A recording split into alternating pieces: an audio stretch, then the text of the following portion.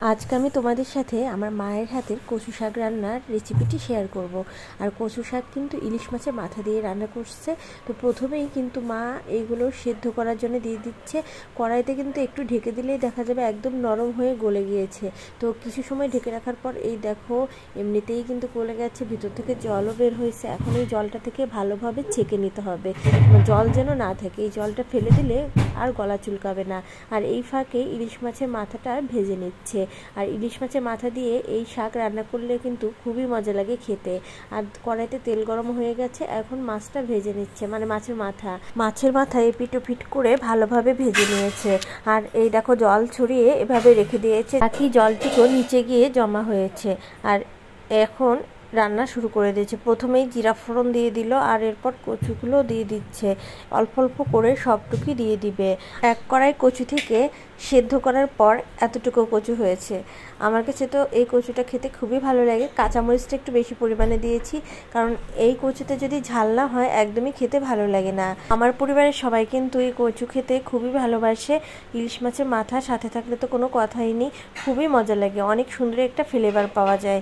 তো ভালোভাবে একটু কিছু সময় ধরে নাড়াচাড়ার পর এর ভেতর একে একে লবণ, হলুদ সব কিছু দিতে হবে। আর মা কী কী দেয় আজকে সেটাই দেখবো। কচু হলে কিন্তু হাত একটু চুলকায় না, তবে যেসব কচুতে হাত চুলকায় সেই সব কচু কিন্তু রান্না করলেও আমার কাছে মনে হয় চুলকানোর সম্ভাবনা থাকে। আর এই দেখো লবণ দিয়ে দিয়েছে। আমরা তো বাজার থেকে কেনার সময়ই জিজ্ঞাসা করে নেয় যে এই কচুটা কেমন হবে, এত কষ্ট করে রান্না করব, যদি চুলকায় গলা তাহলে কেমন লাগবে বলো। তো এখন দেখো লবণ হলুদ দুটোই কিন্তু দেয়া হয়ে গেছে। বেশ কিছু সময় ধরে এখন নাড়াচাড়া দিতে হবে। এখন কড়াইতে কিন্তু লাগবে না, কিন্তু তারপরে তো সাবধানের মান নেই, পুড়ে যেতে পারে, এই জন্য ঘন ঘন নাড়াচাড়া দিতে হবে। কচুর ডগা খুন্তি দিয়ে ভালোভাবে ভেঙে দিতে হবে যাতে আস্ত না থাকে। যত বেশি নরম হবে তত বেশি স্বাদ হবে। দেখো খুন্তি দিয়ে এভাবে এভাবে করে দিচ্ছে, যেহেতু কচুটা সিদ্ধ করা ছিল আর এই জন্য এমনিতেই নরম হয়ে আসবে। আর মাছের মাথাটা দিয়ে আবারও নাড়াচাড়া দিচ্ছে। আর মাছের মাথা কিন্তু ভেঙে দিতে হবে, খুন্তি দিয়ে দিলেই হবে, কারণ ইলিশ মাছের মাথা কিন্তু ভাজি করলে এমনিতেই নরম হয়ে যায়।